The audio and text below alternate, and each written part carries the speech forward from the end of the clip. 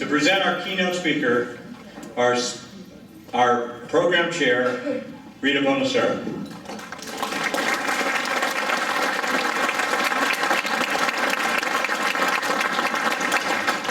Hi, everybody.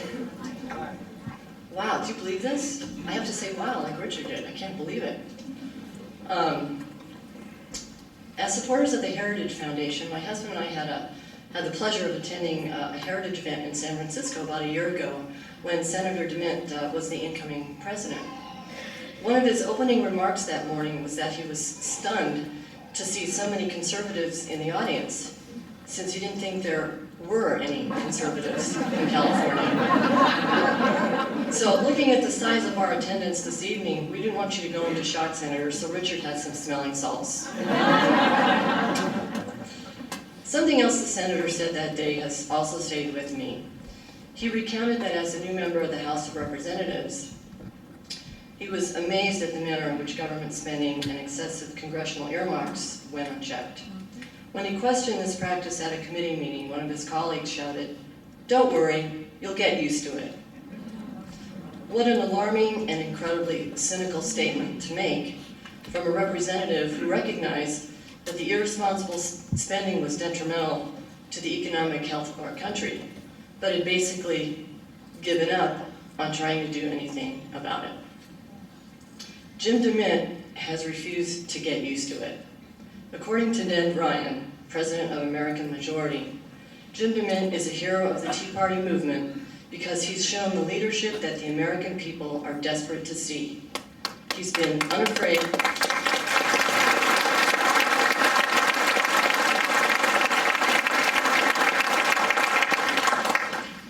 unafraid to challenge the status quo, and perhaps even more than that, he's given people hope by showing that with courage and dignity and a firmness of principle, change for what is right can and will happen.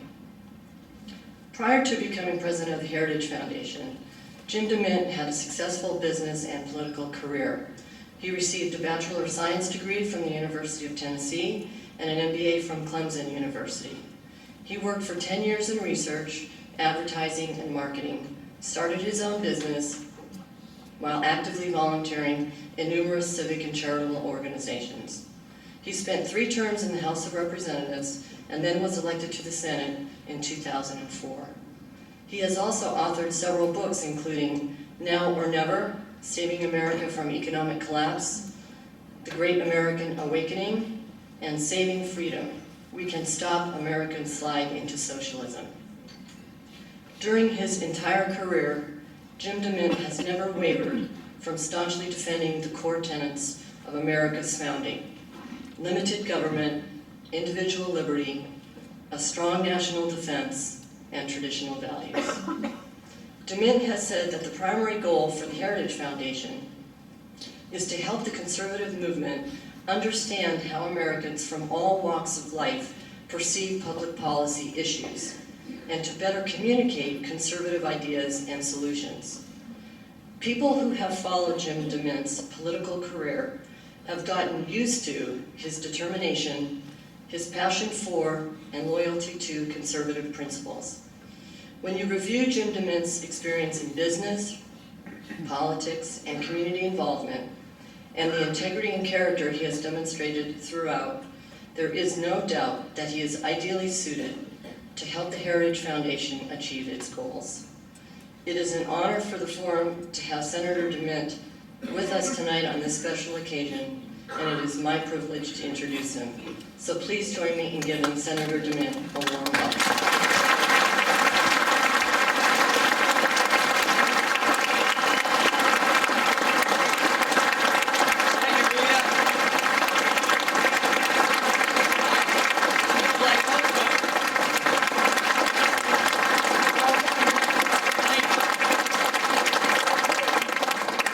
Rita and Mickey picked Debbie and I up from the airport last night. I appreciate the ride in, and my wife Debbie came with me. Debbie, raise your hand.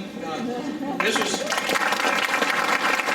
so close to South Carolina, she thought she would come to this one. Also with me, John Von Cannon, one of the most senior members of Heritage, came. He, like me, knew that conservatives in San Francisco were an endangered species, and we both wanted to take a look at all of you tonight. So John, thank you for coming. Howard and Betty M. Howard's left the stage, chauffeured us around this afternoon. No, there he is. Chauffeured us around this afternoon. Thanks for just the warm welcome that you've all given us. I enjoyed meeting a lot of you before the event tonight. Actually, I already feel like, is this thing working okay? Yes, it is. Better stay over here. No, you can pull it out. I can pull it out? You can pull out the mic. Oh, okay.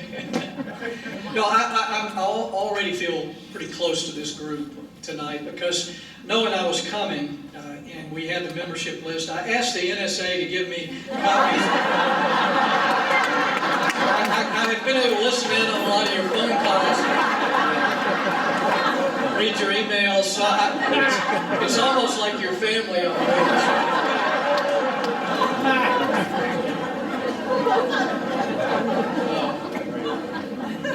as part of Heritage, I'm honored to be here with you. Our goal is to influence public policy around the principles that made this country great. And we do that by understanding how those things work to make our country successful. And I want to talk a little bit about that tonight and develop that thought a little bit. If you want to understand the difference between conservatives and progressives, it's kind of like the relationship between parents and children. Now, children think they're a lot smarter than their parents. Debbie and I have 4 children. Now we have 4 grandchildren who think they're a lot smarter than their grandchildren. But they have all this technology, you know. All of us are learning to use the iPads and the iPods and the Facebooks and the Twitters, and a lot of you are much better at it than I am probably, but we're tempted to think, I know our children are, and progressives certainly are this way, that they're just a lot smarter than those people who came before them. In fact, you know, we've got, again, this complicated technology, can do almost anything with it, watch a football game on your iPhone and things that were unimaginable. So the guy who was trying to discover electricity by tying a key to a string at the end of a kite, that just seems so primitive. How could the guy just lack smarts? And what about the guy, what was his name, Edison, who discovered a light bulb? I mean, why would that be so hard now? You know, I mean, they're everywhere. How could it be so hard? But that does just seem primitive to all the work they did to do the light bulb. And what about the guy Bell who did the phone, you know, he watched them come in. Why didn't he just use his cell phone to tell you? You know, we all stand on the shoulders of people who came before us. Everything that we have, all this technology, is connected to developments, inventions, entrepreneurs, down through the ages. Think about all this technology we have. None of it would even work if you didn't go to the wall every day and plug it into a socket that connects you to the guy with the string and the kite and the key. It doesn't work. You know, conservatism is not being bound to the past, but it's building on the things in the past that work. And it's staying plugged into those things that make life better today. When you forget that, when you think you can cut the ties with the past and go off into the future, it's like Richard was saying, it's theory, it's hope. It's not connected to anything. It's sometimes easy to miss what happens if you just cut off basic common sense and come up with your own ideas. I mean, we've heard it down through the ages when you know, Bill Clinton was trying to explain his lie, and he said, well, it depends on how you define is. Okay? So you change the meaning of words and you just cut the connection with the past. when you take a century-old institution that's been the foundation of societies for generations, like marriage, and decide that you can just redefine it, you lose sight of what really makes countries work. And now with Obamacare, you know, we've got like 20 videos of the president saying, if you like your insurance, you can keep it. Period.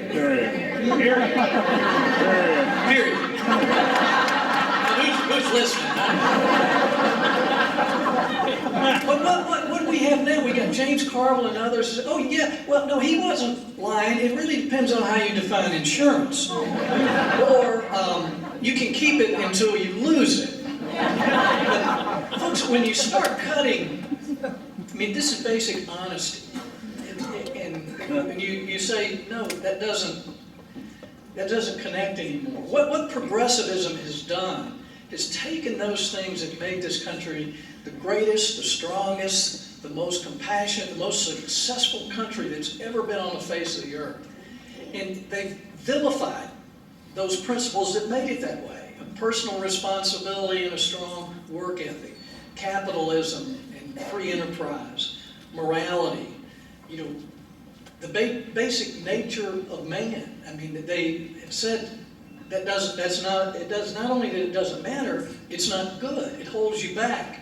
And what you are as conservatives is you're just caught in the past. You don't understand how to go forward. But the good news for us is sooner or later the truth catches up with people. The president's still saying his stimulus plan worked. He's still saying our borders are secure. He's saying Dodd-Frank freed up credit for small businesses.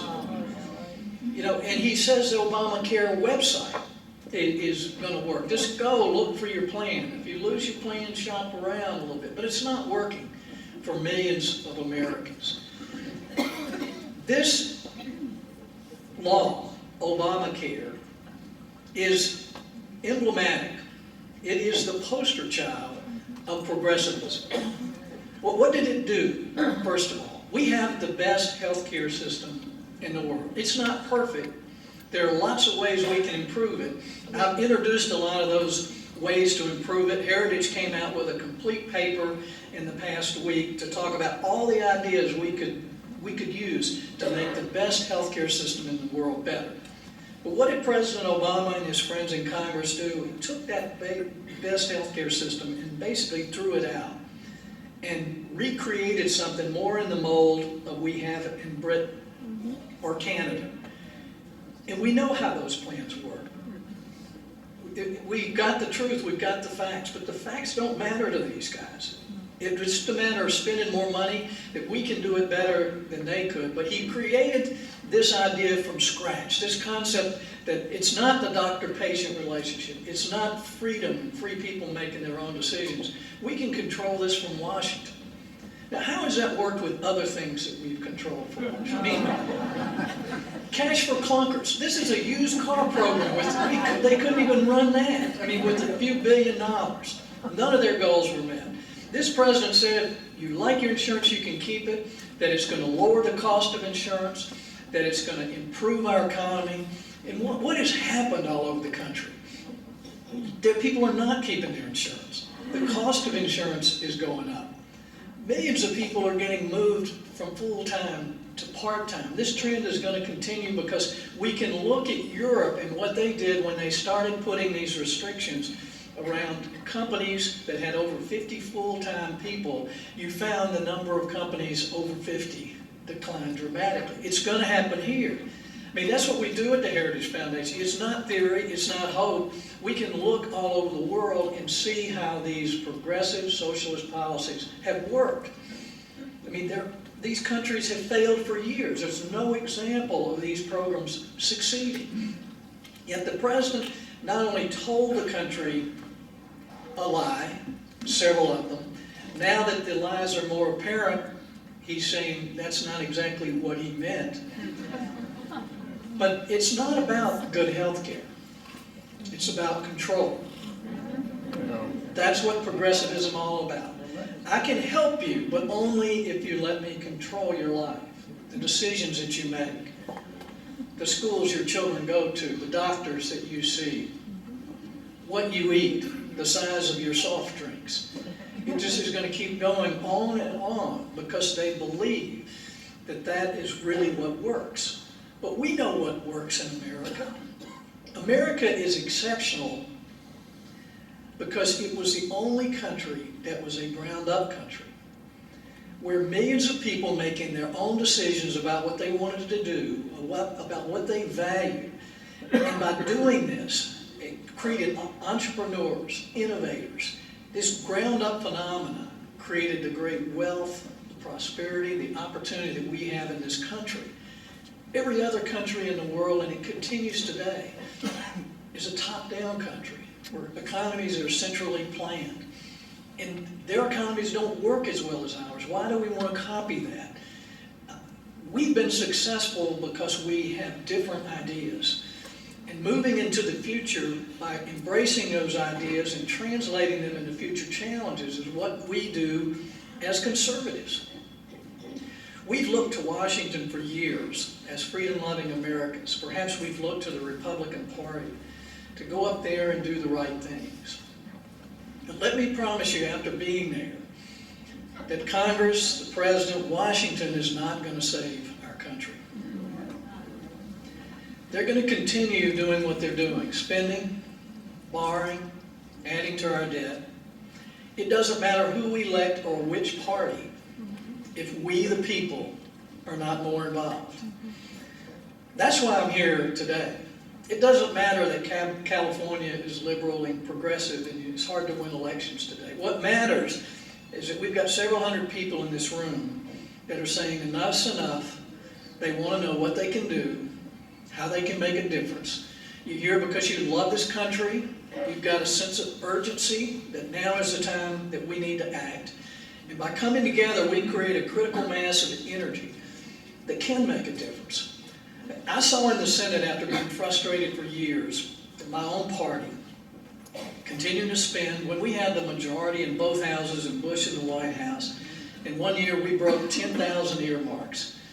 And what you don't see is the dirty work that goes on behind the scenes where they're convincing people to vote for things that they know are not right, but they're going to give you several $1 million to take home for your bridge or your road. And they do that 10,000 times. It's amazing bipartisan cooperation when you can spend money and hand it out like that. But that's how we got a $17 trillion debt. And I finally realized we could not change Washington until we changed the people who were there. And I did something no other person had ever been in the Congress had done before. I started a little organization, a website called Senate Conservatives Fund. And the first person that we endorsed was Pat Toomey, a guest Arlen Specter, who sat next to me at lunch. And that became immediately awkward. And I was lectured.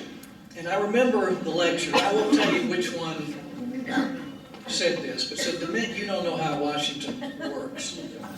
It's not about the principles, it's about the numbers. You know, what I said is, I came when we had the numbers. We had 55 Republican senators. We had a large majority in the House. We had Bush in the White House. And what did we do with it? We kept spending. We kept borrowing. We expanded earmarks. No Child Left Behind. Medicare Part D. What did we do that was so conservative that you guys are talking about? We didn't do it. But after Toomey was Rubio, was Rand Paul. We ended up with Ted Cruz, was one in the last cycle. The lesson I taught, all of those were opposed by the Republican Party. But they're the young, bright, diverse folks that we need in the party right now. And they don't all agree on everything. We don't agree, but they're folks that can help shake things up. But the way that happened was not the party or the establishment. It wasn't K Street lobbyists or big corporations. It was just people all over the country that said they had been told that what they decided doesn't make any difference, that Washington's going to pick your candidates. But people came together and they decided something different. And that's why we've started to change what's going on in the Congress. The reason I left the Senate early, and I had 4 more years in my second term, and I'd already said I wasn't going to serve more than 2 terms, is that action is outside of Washington. The hope we have of changing this country lies in this room and rooms like this all over the country, where we the people come together and decide how to shape our government. It's a government that belongs to us. It's a country that belongs to us. We've yielded it to politicians and big corporations and big lobbyists for too long. They have no power at all if we come together. We can change anything that's going on in Washington today. And to have this many people in a room in San Francisco only should tell you one thing: where there are this many people who take the initiative to come out, there are hundreds of thousands of people around here who feel the same way you do. Many of them are afraid to say it. They're certainly afraid to say they're conservative. But if you sit around a table with most of the people you live and work with, they're going to agree with you on a lot of issues. And after this Obamacare, more and more are going to. Let me just talk you through the whole politics of Obamacare. Because what happened over the last few months is pretty important.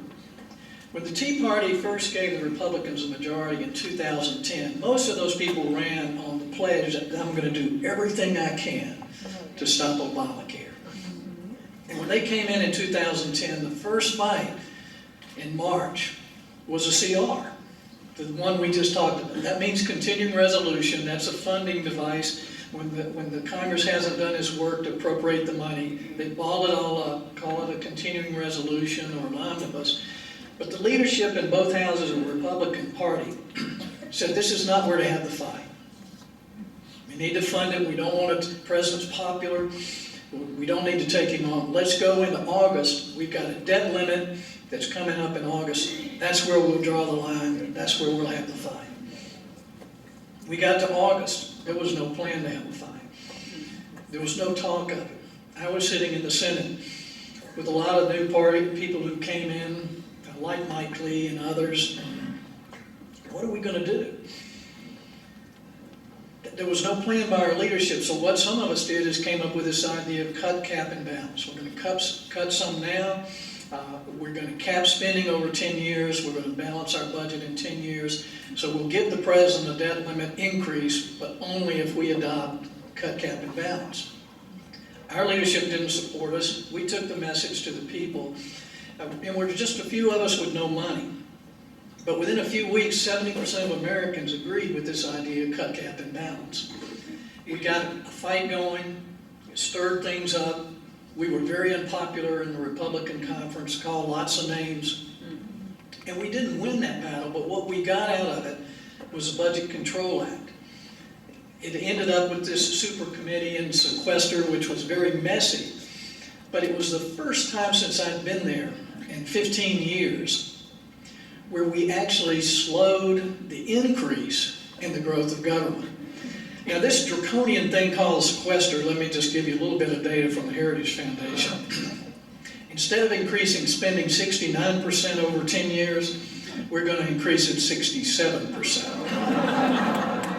And this is caused widespread panic in Washington. Seriously, that's what the president said we got to get away from. Unfortunately, a lot of the cuts were in military, which was already devastated. It will hurt the military, but it didn't cut in anything else. But this is the idea of a cut, slowing the growth of spending. But that's the first time that happened. But it happened because we took this to the mat and said we were not going to give in on it. And so we made a little progress. But what happened now in the last few months, because Heritage took the lead in the idea of not funding Obamacare. The House has that authority. The Constitution gives it to them, the power of the purse. And what we knew was going to happen is that Republicans would ignore it, the Democrats would ignore it. October 1st was the implementation day when people started signing up. January 1st was when the subsidies cut in. No one was talking about it. What they were talking about is how do we get in on the sequester? Okay, how do we raise the debt limit without getting our base mad? And the president was going to control that agenda, and the compromise was going to be on the sequester and the debt limit. I'd been there before, I'd seen that movie, I knew what was going to happen. What we decided to do at the Heritage Foundation was make Obamacare the issue now and into next year. We knew from all the research we've done that this law will hurt our country. It will not only hurt healthcare, it's going to hurt every American. It'll hurt our economy. It's going to push us to more of a part-time economy. It's already doing that. It'll raise the cost of health insurance, eventually destroy the private health insurance market. There won't be anything to go back to. And that is the problem with the strategy we heard from some in Washington on our side, who said, let it go through. Let it be implemented. It's going to collapse on its own way, and we can win the next election. That's what they told us in 2012. The economy's so bad, gas prices are up, everybody's going to vote against Obama. Just don't be the issue. Don't do anything. Don't tell Americans what you're for. It backfired. And that was the same strategy on Obamacare. We said this law is too bad for our country, and it's almost irreversible once it's implemented. There won't be anything to go back to. Have you seen, we've been trying to fix Social Security and Medicare for 15 years, since I've been there. And you can't even change it to help it because there's so much resistance to changing anything. What do we do after cash for clunkers? This is a simple little program, $1 billion. It was supposed to last 6 months. It was bankrupt in a week. Did we say, oh, it was a terrible mistake, let's not do it? No. Let's give it $2 more billion to try to extend it. That's the way everything works in Washington. When Obamacare collapses, it's not going to cost them the next election. It's going to mean a single-payer, completely government-run program. So this was worth fighting for. And we were accused of closing the government down, but what happened? The Republicans funded the government, but they didn't fund Obamacare. It caused a lot of noise. We talked about October 1st all over the country. We had rallies all over the country. Thousands of people came out. People were talking about Obamacare. They were criticizing us, but at least they were talking about Obamacare. So when October 1st came and you couldn't get on the website, something that would have hardly been noticed, everybody noticed. Everybody's talking about it. Who do you think were feeding the stories of people losing their health insurance and getting notices of health insurance going up? And privacy breaches, which we broke the story over the weekend, people being pushed to part-time. This was what our researchers were doing full-time, feeding it to the media, and finally they started picking up the stories. America's talking about Obamacare. We took a lot of hits, and so did Heritage Action, our sister organization, but we could not let something like this go through without a fight. And we didn't win the first battle. What happened is the House passed a funding resolution but didn't fund Obamacare. The Senate threw them under the bus, basically, which almost always happens. They said we lost. But folks, instead of compromising on the sequester, instead of giving in on the debt limit, they only got a few months extension. The country's talking about Obamacare, and they're going to talk about it through the November elections if we have anything to do with it. Because this tells you what progressivism is. And this tells you why we can't continue to allow this type of policy and this philosophy to run our country. And if we do our job right as conservatives, more and more people who've not been interested in the way we think and the ideas we talk about are going to begin to think, you know, I was lied to again. Everything they said was false. This thing's not working. Do I want to keep voting this way? And what we need to tell them, throw the labels aside. Don't worry about a Republican, conservative. Let's talk about the ideas that work in America. And when you get through talking about the ideas, they're going to agree with you, and you're going to say, that's what it means to be a conservative. We're conserving those things that make this country work. We're not bound to the past, we're building on the past. And we're staying plugged into those things that are going to make us successful, our children, our grandchildren successful in the future. That's why we're here. We're not talking about theory. There's no argument if you look at what works and what doesn't. The progressives don't talk about a track record. They don't hold up programs that work or principles that work. It's all about, you got a problem, let us fix it. Just give us a little more money and a little more control. We're going to make things fair for you. But they never do. People getting hurt the most by Obamacare are those who were told would get the most from it, young people. They're going to pay not only for my Social Security and my Medicare, and they're going to pay for a lot of health care they don't need at this point. They're going to be paying whether they have one or not for student loans for years, and they're going to be paying for all this debt and spending and printed money for the rest of their lives. And they're voting for it all right now. We got to rescue them. That's why we're here. Folks, I really do think the future's in our hands. If you keep doing what you're doing, keep trying to spread your numbers. We don't have to argue with people, we just have to let them know we care about them. This is about loving our neighbors, talking to them as fellow human beings, not telling them they're wrong, but talking to them about those things that really work. Because very few people are interested in politics. Don't try to make someone a conservative or a Republican. Share the ideas that work, and you're going to find people agreeing with you. They don't need to join a party. First of all, they just need to plug in to those things that work. And more they're going to see that the people who actually run on those ideas call themselves conservatives. Many times they run as Republicans. But I'm convinced that California can help us. California already was one of the largest states contributing to Senate Conservatives Fund. They are to the Heritage Foundation. And one way or another, you can help the movement all over the country. But I think even as maybe a last stop, and hopefully it doesn't happen, but California may very well be the first state that actually hits the wall, that runs out of money, that can't fund their pension plans. And when that happens, there are going to be people saying, we need to do more government. And there's going to be you saying, folks, we've got a better idea.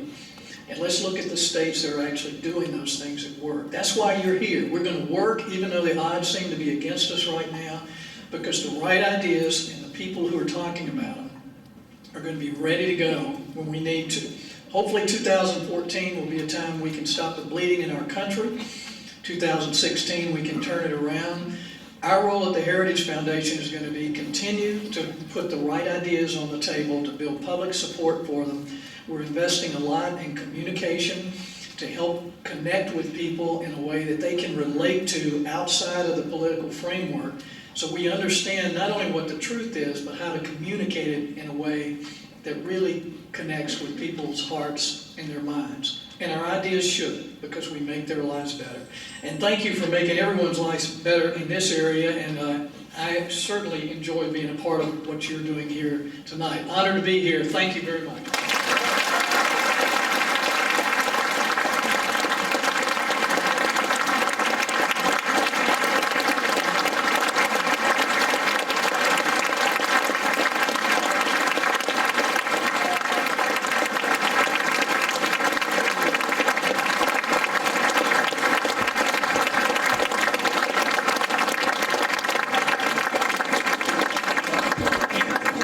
For the Q&A session, we have ushers that will be passing out cards. If you have a question, raise your hand, they'll give you a card, and you write the question down. We'll have it ready for the senator.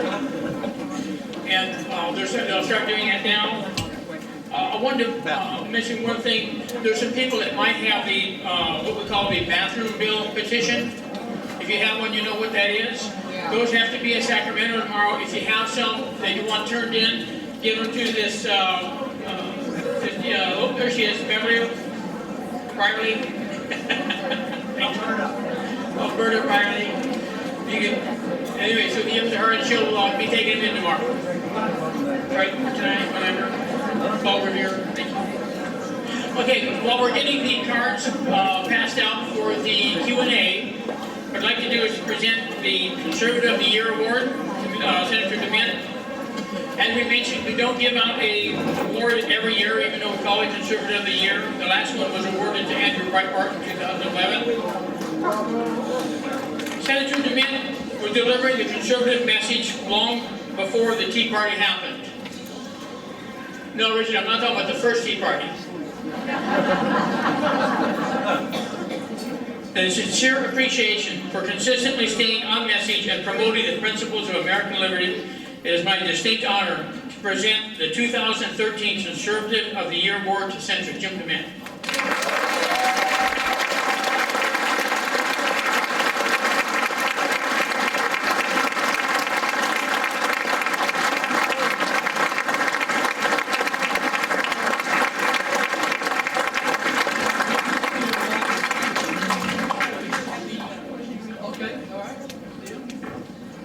Questions? Is someone going to read them to me, or? There, he's right in the microphone. You can turn on any minute now.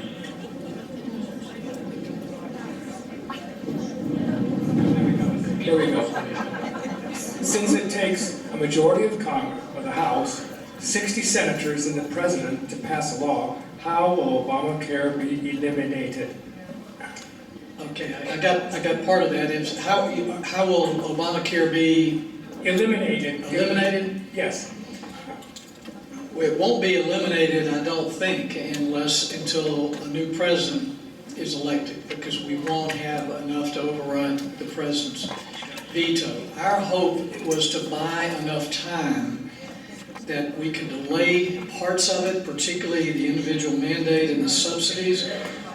Once people lose insurance they have and get on a subsidy, it's going to be hard to change that. And so anything we could do to slow this down until 2014, hopefully the Senate would make a change, and then we could start to use the funding more effectively to slow down and delay key parts of this bill. I mean, the odds are against us with this president, but if people continue to cry out to stop this thing, it's going to be harder and harder for him to maintain full speed ahead. So our goal again is to buy enough time so that it's not implemented so far that it can't be reversed. And by 2016, if we don't slow it down, it'll be too late, I think, to change it. But if we need 60 senators, how are we going to get the law reversed? Well, hopefully by 2016, there might be 60 senators who want it reversed. And I'm not just thinking of 60 Republicans, because a lot of Democrats have conservative constituencies, and if there's enough of an outcry from people around the country, then it's certainly possible that we could get this changed. So I just don't want to give up on it. It's too much, it's too damaging to our country to give up on it. And all you need is the House to stop the funding. But the House did not feel like they were getting support of the American people because the way the media was presenting it. For me, I would never vote in the House to fund Obamacare at this point. And I think if we keep the pressure up as Americans, who knows what can happen. What about McConnell is trying to, what is he trying to do to the Heritage Foundation? Well, I don't know that he's trying to do anything to the Heritage Foundation. A lot of folks don't like our sister organization, Heritage Action, who has been pushing real hard on stopping the amnesty bill, stopping Obamacare, stopping the internet sales tax, stopping a bad farm bill, and they're really messing up the status quo.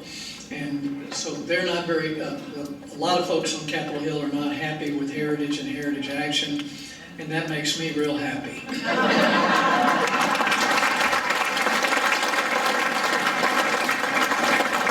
How can we, the people, change things? Where's his voice coming from anyway? Where's it? Okay. All right, I just wanted to know. How can we? So I didn't know if I was talking to God or something.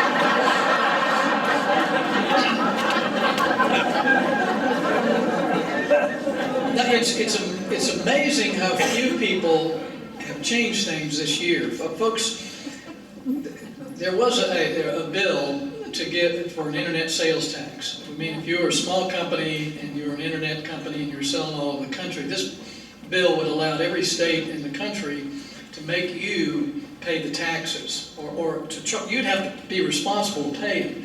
I mean, it's one of those things that's almost unworkable because there are like 10,000 sales tax jurisdictions.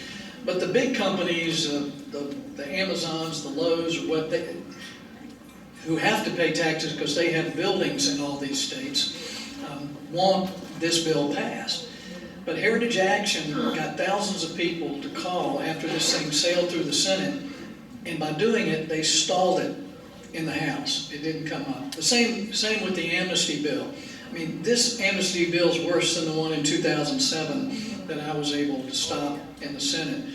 It's not the way to run an immigration policy. I mean, we need to fix our immigration system, but not this way. But it was sailing through the House, and it sailed through the Senate. It would have sailed through the House if Heritage Action and all the research we did at Heritage Foundation had not gotten to the people, and the people got to the House members. The only reason it stopped were the calls, the emails. The computer servers and the telephone systems shut down during that process. And the House guys got the message that people were watching, they were angry, and they knew that they were going to be in trouble. If the House guys voted for it, they could lose an election. So it was a very powerful thing. That's how people can change things, and that's what Heritage Action does. Train people, make sure they have the information to know who to call, what's really going on, because folks, you cannot find out from the news what's really going on in Congress. There's so many pretend votes to make you think people are voting for something when they're working very carefully to actually the opposite of that. So having some people you can trust and what the truth really is. Again, Heritage Action, very unpopular now on the Hill because they have a scorecard. And they look at how people vote and score it and send it to the people back home. That really annoys the congressmen.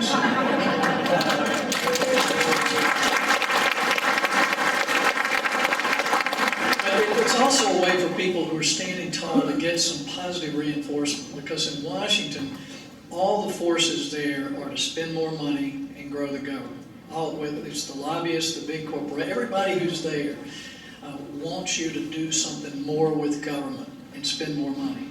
So when you bring up cutting something, you immediately have thousands of enemies. It doesn't matter how bad the program is. Even something as wasteful as cash for clunkers. We lost a lot of Republicans on that vote. The second vote, after it had gone bankrupt, the people who wanted to renew it.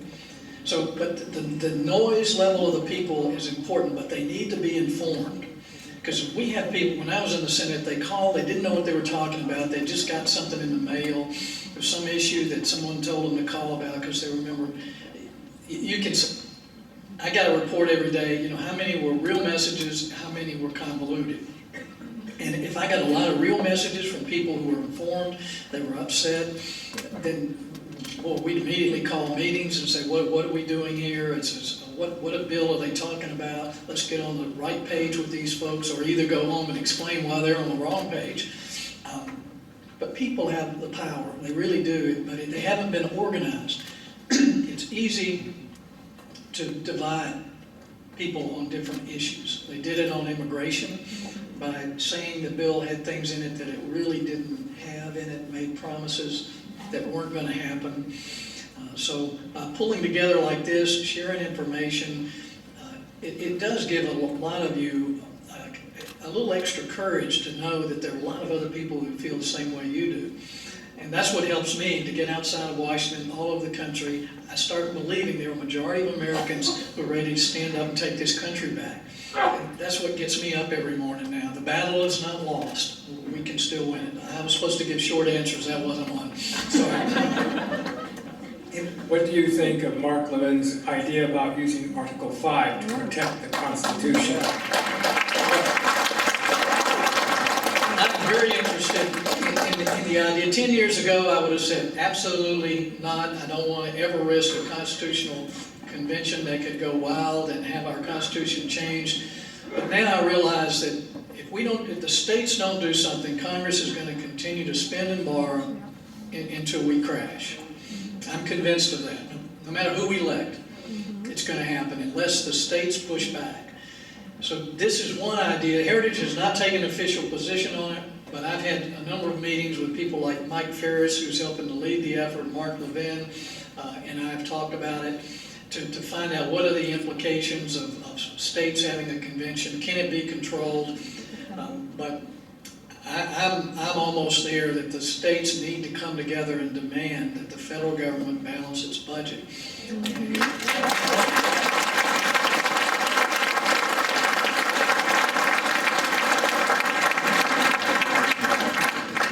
By show of hands, has anyone here lost their health insurance policy this year or within the last 3 months?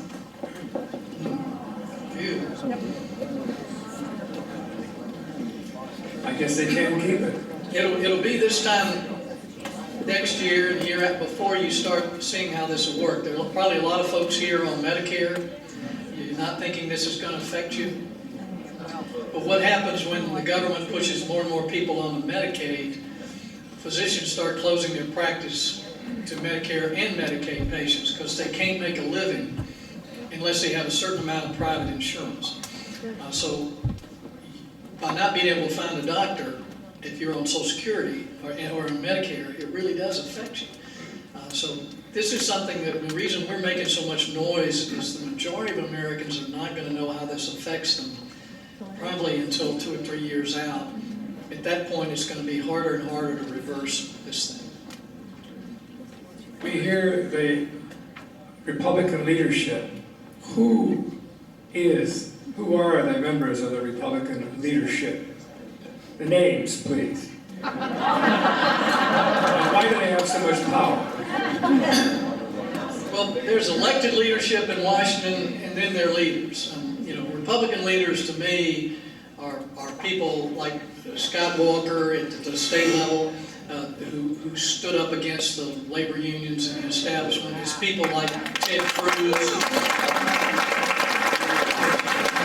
Ted and Mike Lee, and others who went out when they were heavily criticized. But now out across America, all people want is some folks to take their voice to Washington and fight for it. They don't expect you to win all the time. That's what I hear all over the country, is just thanks for fighting.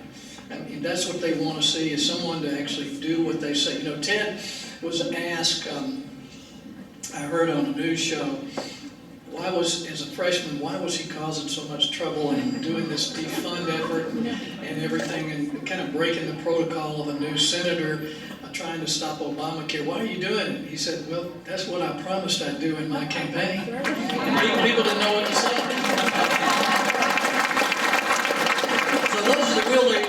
And frankly, folks, leaders, a lot of you were announced tonight as Richard went through the list of over 10 years of people coming together, doing things. A lot of you stood up who've done different things. But really, leaders of America are not politicians. I mean, they're all in the private sector. They're moms, they're coaches, and that's where we should look for leadership. And the more powerful we are as a people, the less the folks in Washington can control our lives, and the better people will get elected. That's what we want, is good people, particularly statesmen who go and come home. That's why I still think term limits are one of the best.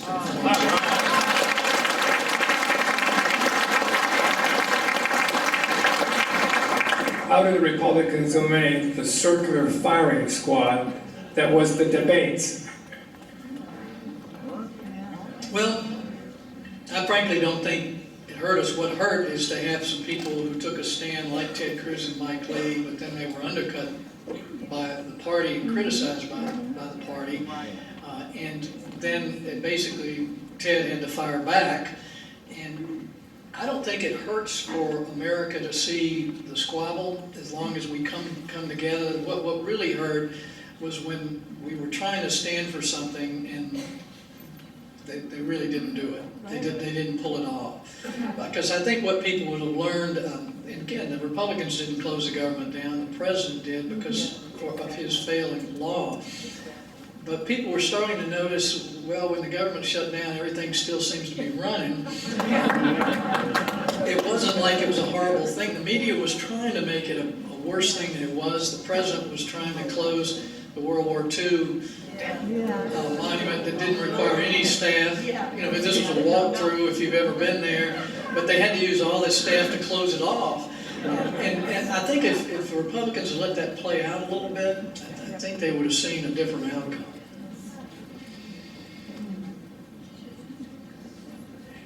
Is the Heritage Foundation addressing the apparent disadvantage we have in the IT communication realm in reaching and educating youth? I'm not sure I got that. Are we doing what? What are you doing to address the apparent disadvantage that we have in the IT, information technology communication realm, Okay. in reaching out and educating youth? But if you watch what we're doing now, Heritage is, we've got a full staff working communication, working the web. We've got over 1 million Facebook followers. We can put a message out that can multiply into several million in one day. And we have set up thousands of people online to respond to, well, this is our American Perception Initiative that I've started at Heritage, where we can test messages all the time of people who will pull up our ideas online, answer our questions. We can run a video, we can play a radio spot, we can let them read an op-ed, we can ask them more questions to see if we're shifting their perception. Because I know from someone who spent his life in marketing, it's not enough to be right and have all the facts. It's what people perceive that is their reality. And as conservatives, and we've made a mistake of thinking just because we're right, that we should win the argument. That doesn't happen. What we have to understand is people's perception. How do we move it in the positive direction to make their life better? To help them connect how they think and what they believe with how they vote. They're not doing that right now. You know, we've sat down with so many people in focus groups and town hall discussions where we go right down the line and you have a person agree with us on every point, and you ask them how they voted for Obama. And then you realize it's not the policies sometimes that make the decision. It's more of a perception, a likability. Does this person like me? And what the other side does all the time is just continue to vilify the things that we care about. And also people don't understand things in terms of constitutional limited government like I do. They may understand it like I explained with technology, and it's not that we're so far advanced over people who came before us. We've just built on the advances that they handed us. And folks, college students don't understand freedom the same way we do. But if you say, what if you liked if they changed the rules on the internet where you had to buy 15 songs in order to get the 2 you wanted? Oh, they would be completely, angry. How could that be? That's what Obamacare is, okay? You need a few things as a young person to be insured, mostly catastrophic. Obamacare is going to make sure you buy everything I need, my wife needs, and my children need. And then they start putting 2 and 2 together. We just have to know how they understand freedom. Communication is key. What we want to do at Heritage is have the right policies and the right message, and then leverage that through the whole conservative movement. When is Boehner going to be replaced?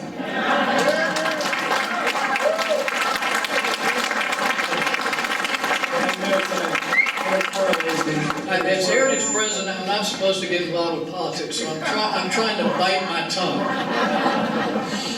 No, I'm not going to answer that. This person thinks he is, quote, a loser.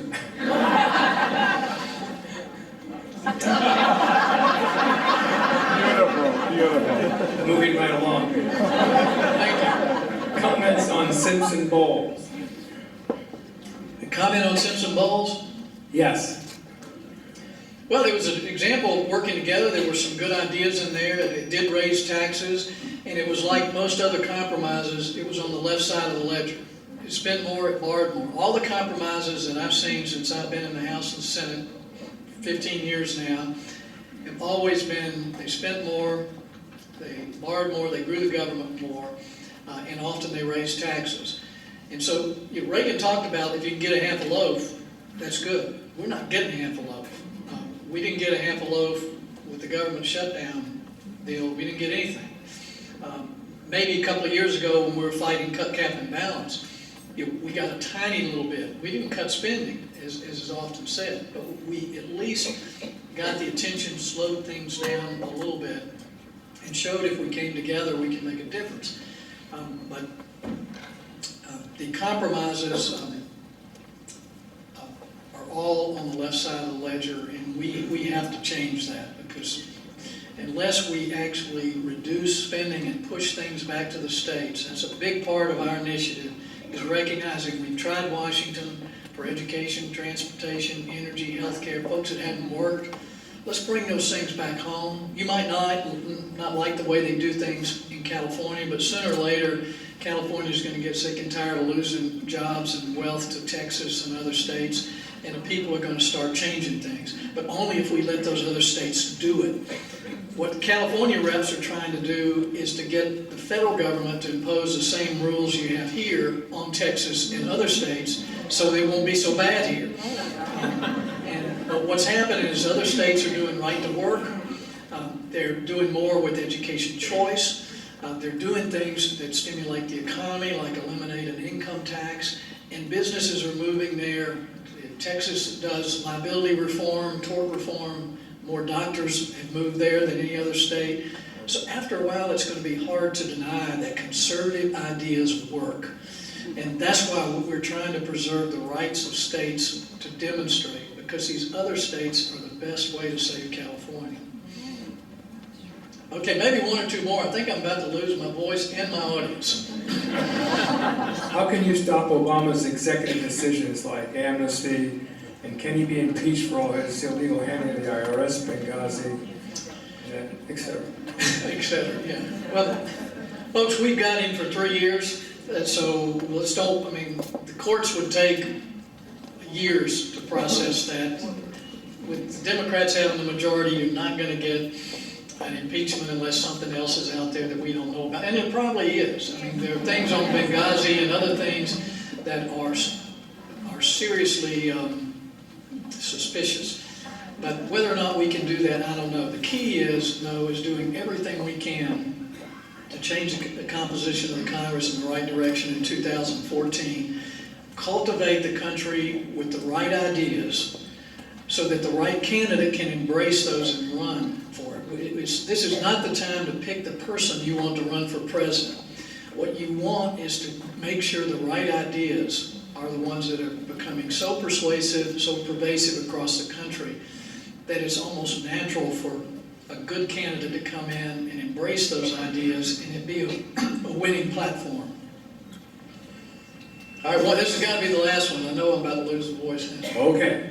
Do you believe that there will be a comprehensive immigration bill by the end of 2013? No, I think there's a slim chance of that. Republicans would be foolish to bring this back up. It would only divide the party. Believe me, President Obama and Harry Reid want to change the subject from Obamacare to immigration. This would be a very foolish thing for the House of Representatives to allow any immigration bill to go through. I just can't imagine giving this president another huge comprehensive bill to implement that involves the IRS, the Department of Justice, and all these other agencies that have already shown they can't deal with the information in any kind of competent way. So, folks, let me leave you with thanking you for being here. The key to this country is more in your hands than in the Congress. There are more of you here than there are in the Congress, and believe me, you have more power if you use it, and definitely a lot smarter than those folks do. Thank you a lot.